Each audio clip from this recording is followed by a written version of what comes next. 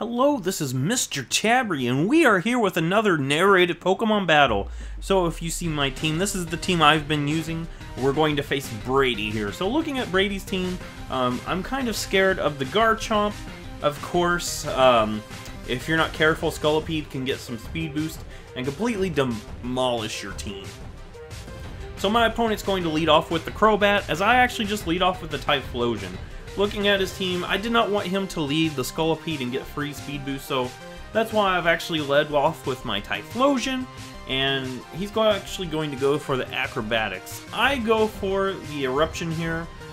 It probably isn't the best move, but I just wanted to get some sort of chip damage. So now I'm going to actually go into Nihilego. Nihilego can take an Acrobatics pretty well. So yeah, we're going to take the Acrobatics. And Nihilego is looking pretty good. This is a Scarf Nihilego, so it will outspeed Crobat, unless the Crobat's Scarfed, of course. But now I've got my Nihilego here, and Garchomp will come out. So Garchomp is a pretty scary Pokemon, like I said. I'm just going to go for Power Gem, as the Garchomp takes that really nicely. So that's kind of... that's not the best thing in the world. I'm not going to leave Nihilego in here on this Garchomp, so I'm actually going to go into my Pidgeot expecting an Earthquake, as yes, my opponent will go for Earthquake. So now my Pidgeot will Mega Evolve. This is my Mega Pidgeot, and we are here with Mega Pidgeot on the field.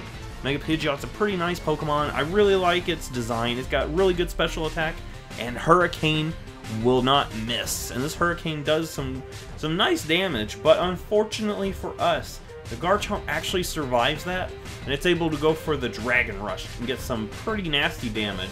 Here, I'm just going to go for Hurricane. I need to get rid of this Garchomp.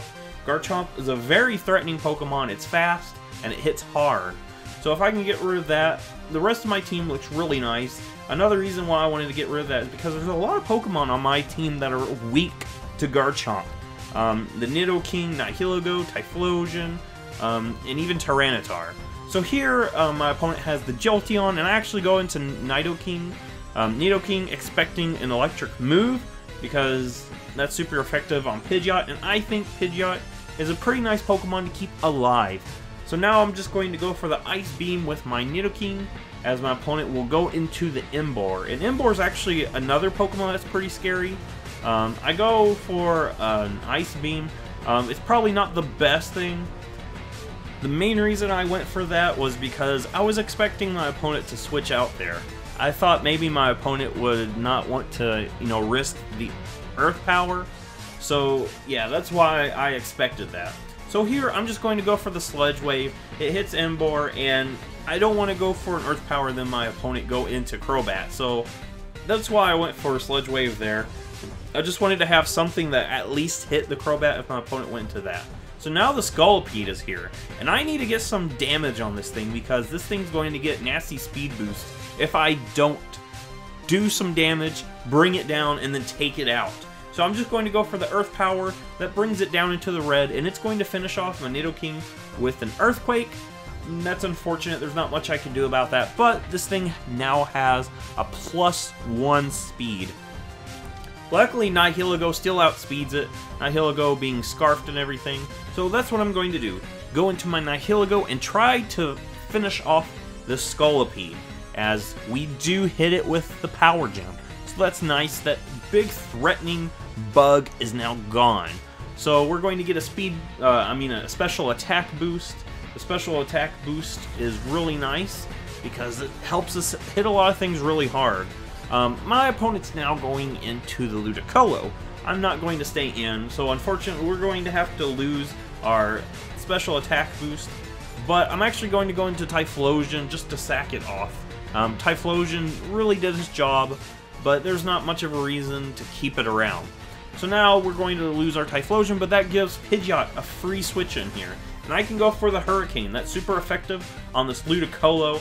It's going to do a lot of damage. I know Ludicolo often has some nice special defense, but that Hurricane still will take it out.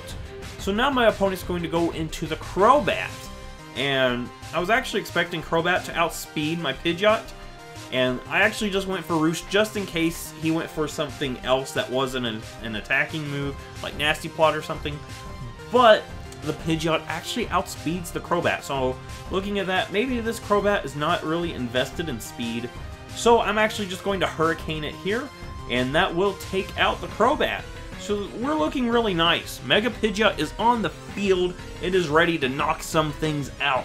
So now my opponent goes into the Jolteon, which happens to be their last Pokemon. And there's not a reason for me to keep my Mega Pidgeot.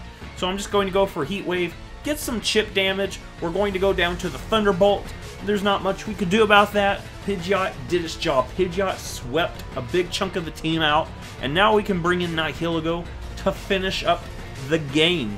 So looking at this, yes, Nihilego will be able to finish off the Jolteon with a Sludge Wave.